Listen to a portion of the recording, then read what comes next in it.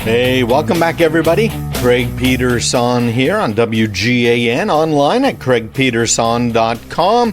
Hey, for those of you who like to follow along at home during the week while you're driving to and from work, one of the easiest ways to do that is to listen to podcasts.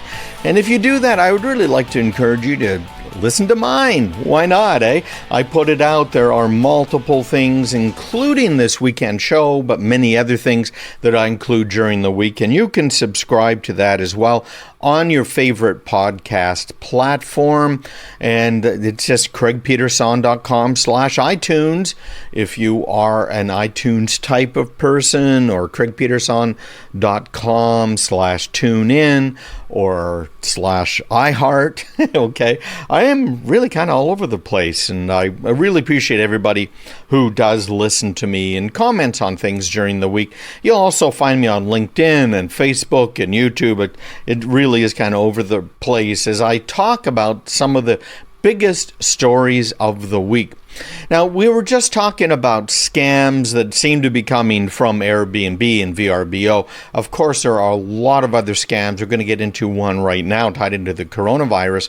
But first, I just want to make mention of this other article that came out last month in January. And it's talking about computer literate Millennials and Generation Z. These are the people that grew up with the internet. They've had the internet pretty much their whole lives. And they found, they being the Federal Trade Commission, have found that people ages 39 and under are more likely to report fraud than the 40-plus crowd. Now, here's the thinking here. It isn't that the younger kids, the Millennials and Generation Z, it isn't as though they are less afraid to report that money's been stolen from them. It really appears that they are more likely to fall victim to fraud, 25% more likely. Now, the millennials are less likely to fall for scams over the phone than people over 40, but 77% more likely. Millennials are 77% more likely to get duped by email scams and 90% more likely to lose money on a fake check scam. Now, the thinking behind this is that those of us who are a little bit older, we hold the whole internet thing with a little bit more skepticism than our children and grandchildren do, because we know that there are scammers out there and we've heard all of the horror stories, whereas the younger kids are looking at it as, well, it's the internet, and they just give their stuff away. We already know that there's studies showing that the millennials will give their email address away in trade for a single donut, okay? So they really don't value a lot of this stuff. And, to me, well, it's a little bit concerning, and it should be to you. But let's get into the latest scam that's out there right now. It isn't the Airbnb scam, which has been out there for a few years now. And as I said, hey, I've been burned, 4 or 5 times by this overall personally. So I just don't use it anymore, period. And it's a real shame because there are some good people out there. But this has to do with what's been happening with the coronavirus. It is a very big deal. We had one day this week where there were 15,000 new cases that were reported. And they were reported because of supposedly changes in the way China was tracking the coronavirus and diagnosing people. So they're saying, hey, listen, it's a change. Don't expect this to actually indicate that there are more viruses that are spreading out there. And frankly, I look at it and say, well, maybe there are, maybe there aren't. But what we're seeing are some rather sophisticated phishing scams going on. Phishing, of course, this is the one spelled with a PH, and this is where an attacker tricks you into doing something. It might be clicking on a link. It might be responding to an email.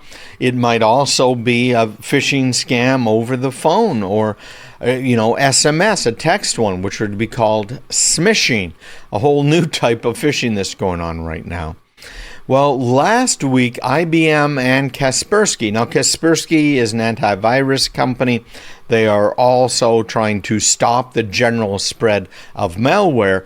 They are based in Russia, and we have been warned by the State Department, the FBI, Homeland Security, not to use Kaspersky. But they do have good information. So when I see Kaspersky combined with IBM, a company I really do respect, then that really does kind of make my ears stand up, if you will. But IBM and Kaspersky caught hackers in Japan trying to spread malware through emails. And the emails had links about the coronavirus outbreak that started, of course, in Wuhan, China, last month in January. And now adding Sophos to the list, of course, Cisco to the list. They have found phishing emails from cyber criminals purporting to be from the Center for Disease Control, as well as the World Health Organization. And what they're trying to do, the bad guys, is steal your email credentials and other information. The emails are coming from a number of domains, including cdc-gov.org, which of course is not the real CDC website. So be very careful if you are trying to find out information about the CDC's, about the spread of coronavirus, about flu in general. For instance, in my home state of New Hampshire, we have, I think it's 7 deaths so far this year reported, attributed to the flu in general, not the coronavirus. Every year, about 12 to 16,000 people in the United States die from the flu. So far, we've only got 14 cases reported of coronavirus. So at this stage, everybody, this is nothing to get all freaky worried about, okay? So calm down. If you want more, go to cdc.gov. CDC, Centers for Disease Control. cdc.gov. And it tells you what to do. Now, this coronavirus has an official name now. It's called COVID-19, COVID-19, because there are multiple versions of coronaviruses and we have had reports in the past about coronaviruses, and they have killed people previously. So you'll see right at the top of the cdc.gov website information about the coronavirus and its spread. This is a respiratory disease. It is obviously potentially fatal. It doesn't seem to be more fatal than some of the other viruses that we've had.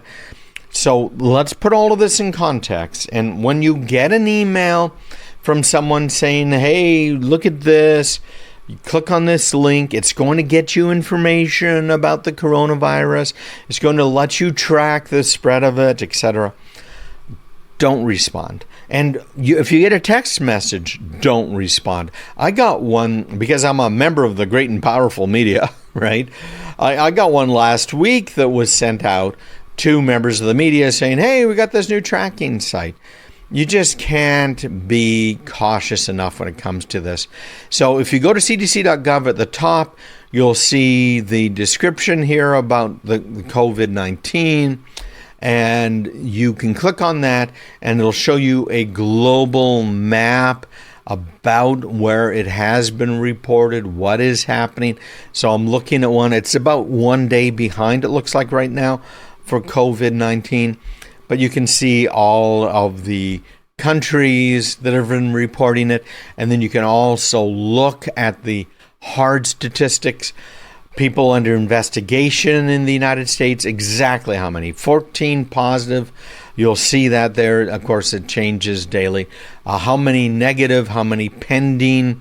The people are under investigation. Remember, the airplane full of workers from the State Department that came back from China They have now been under quarantine for more than 14 days.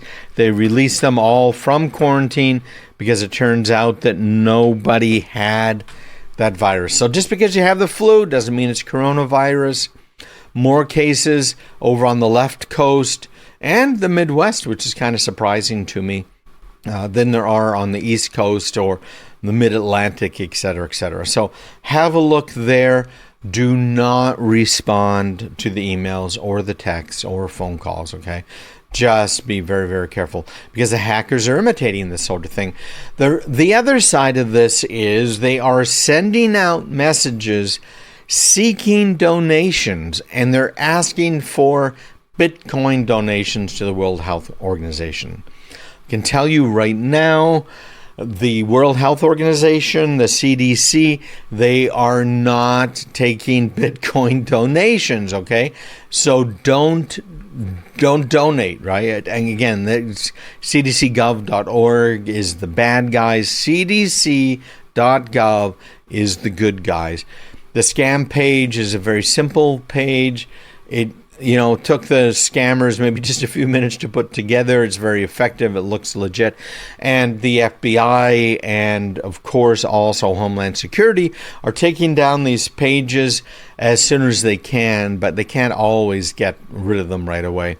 And companies, we got to be proactive. We got to train our employees not to follow up on these scams. So again, that's part of what my newsletters are good for. I report on the biggest scams that are going on. I try and keep it down to just a few a week. You can share them with your employees, share them with your family, but you have to get them in order to share them. Go to craigpeterson.com/subscribe and you'll get those as well. Stick around. We'll be right back on WGAN.